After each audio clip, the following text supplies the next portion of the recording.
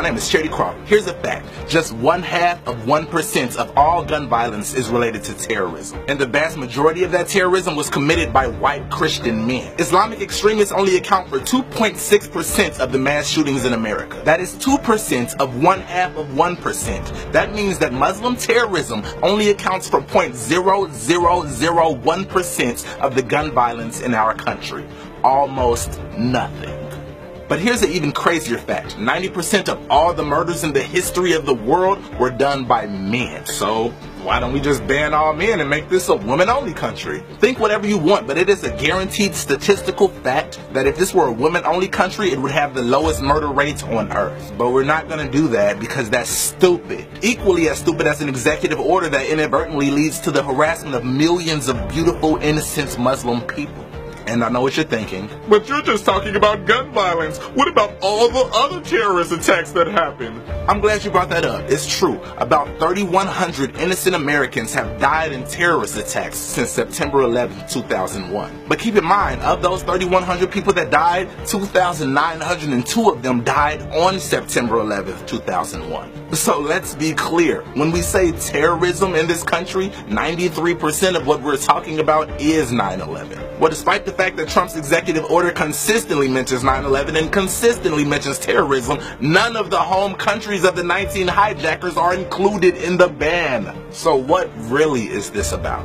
Well, first of all, this is not a Muslim ban. I'll be honest, I read the entire executive order as written in New York Times, and nowhere in it does it include the words Muslim or Islam. Now, many political people will try to use that fact to justify it and say, see, this has nothing to do with religion, racism, or Islamophobia. If you actually read the executive order, you'll see that it's only about the 7 countries that have terrorist affiliation. Well, to those people, I'll first repeat, it does not include the home countries of any of the 19 men that were responsible for the largest terrorist attack in the history of America. Those countries are Saudi Arabia, Egypt, United Arab Emirates, and Lebanon.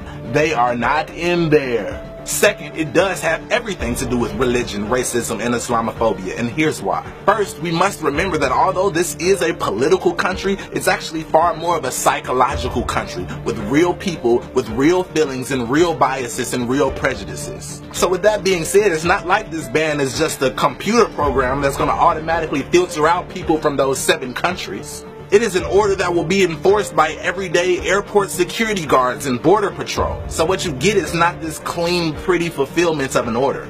You end up with a bunch of airport security stopping everyone they see in a hijab or a turban and demanding them to prove that they are not a terrorist.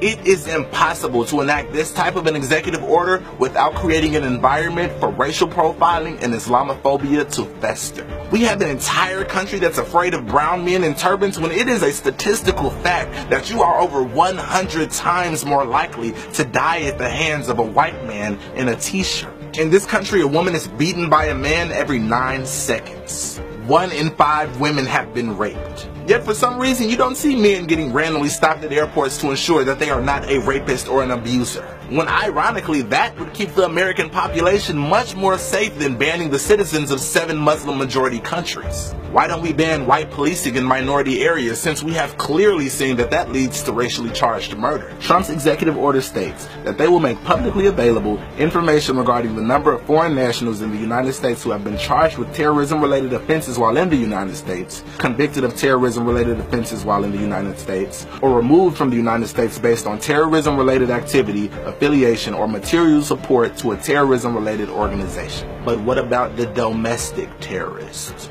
What about the Ku Klux Klan? Can we expect to see a detailed list of all the living members of the Klan and their affiliates? Because considering the fact that 90% of American terrorism is done by white men, that would be an astoundingly more helpful list. It even says in Section 9, Part 3 of Trump's executive order that they will release information regarding the number and types of acts of gender-based violence against women done by foreign nationals. Yet they conveniently omit the fact that almost all of gender-based violence against American women is done by American men, the vast majority of which are of Caucasian descent and don't have a drop of Middle Eastern heritage in their families. In short, my fellow Americans, I ask that you do not live your lives in fear. Islam is not the enemy of America. In fact, radical Muslim terrorism is close to the very bottom of potential threats to your life in this country. And lastly, to all of the amazing Muslim people of the world, never take off your hijab, queen. Never take off your turban, king. Speak in whatever language you so choose. You are amazing. You are beautiful. You are strong. You are valuable.